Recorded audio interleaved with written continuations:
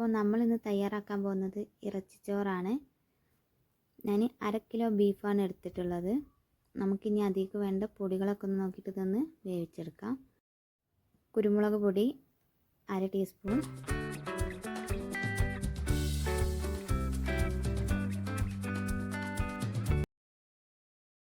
മുളക് പൊടി 1/4 ടീസ്പൂൺ, മഞ്ഞൾപ്പൊടി, ഗരം മസാല 1/2 ടീസ്പൂൺ,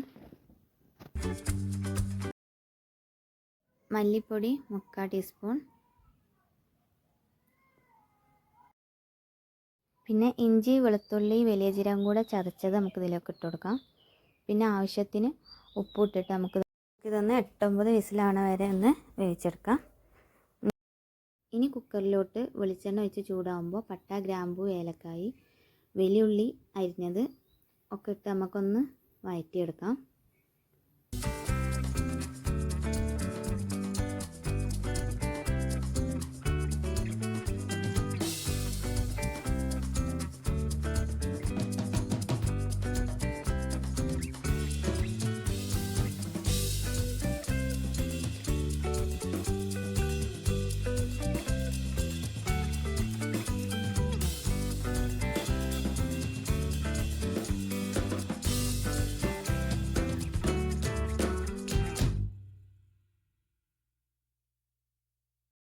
ഇപ്പോൾ ഉള്ളി ഏകദേശം ആയിട്ടുണ്ട്. നമുക്കതിലേക്ക് തക്കാളി ആഡ് ചെയ്ത് കൊടുക്കാം.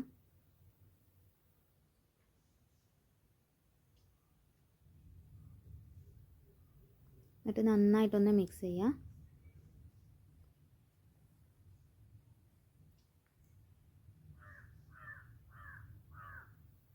പിന്നെ ഇഞ്ചിയും വെളുത്തുള്ളിയും പച്ചമുളകും ചതച്ചത് ഇതിലേക്ക് ചേർത്ത് കൊടുക്കുന്നുണ്ട്.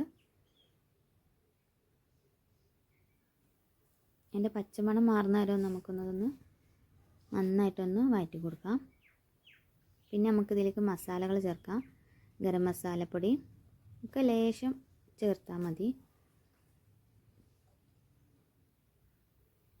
മല്ലിപ്പൊടി, മുളക് പൊടി, 1/4 ടീസ്പൂൺ ഇറച്ചി മസാല ചേർത്ത് കൊടുക്കുക. പിന്നെ കുരുമുളക് പൊടി 1/2 ടീസ്പൂൺ,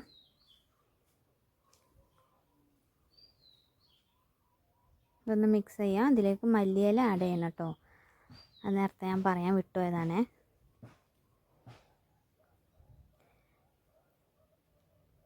പിന്നെ 1 സ്പൂൺ തൈര്, തൈരില്ലെങ്കിൽ ചെറുനാരങ്ങ 1 സ്പൂൺ, ചെറുനാരങ്ങ നീര് 1 സ്പൂൺ ചേർത്താലും മതി. നന്നായിട്ടൊന്ന് മിക്സ് ചെയ്യാം. ഇനി നമുക്ക് ഇതിലോട്ട് വെള്ളം ഒഴിച്ച് കൊടുക്കാം. ഞാൻ ഇപ്പോൾ 2.5 ഗ്ലാസ് അരിയാണ് എടുത്തിട്ടുള്ളത്. അപ്പോൾ 5 ഗ്ലാസ് വെള്ളമാണ് ഞാൻ ഇപ്പോൾ ഇതിലോട്ട് ഒഴിച്ചിട്ടുള്ളത്.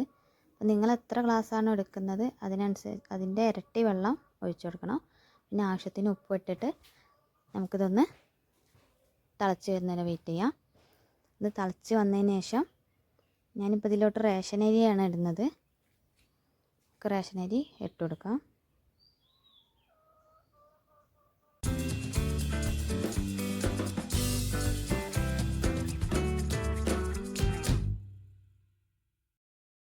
ഇപ്പം നമ്മളിതിലേക്ക് അരി ഇട്ടിട്ടുണ്ട്.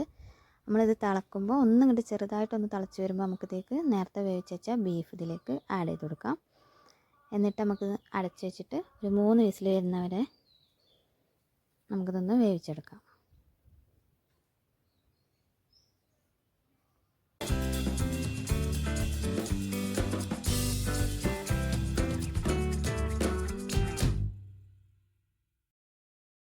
ഇപ്പോൾ നമ്മുടെ ഇറച്ചിച്ചോറ് ഇവിടെ റെഡി ആയിട്ടുണ്ട്. നല്ല ടേസ്റ്റാണ് കേട്ടോ.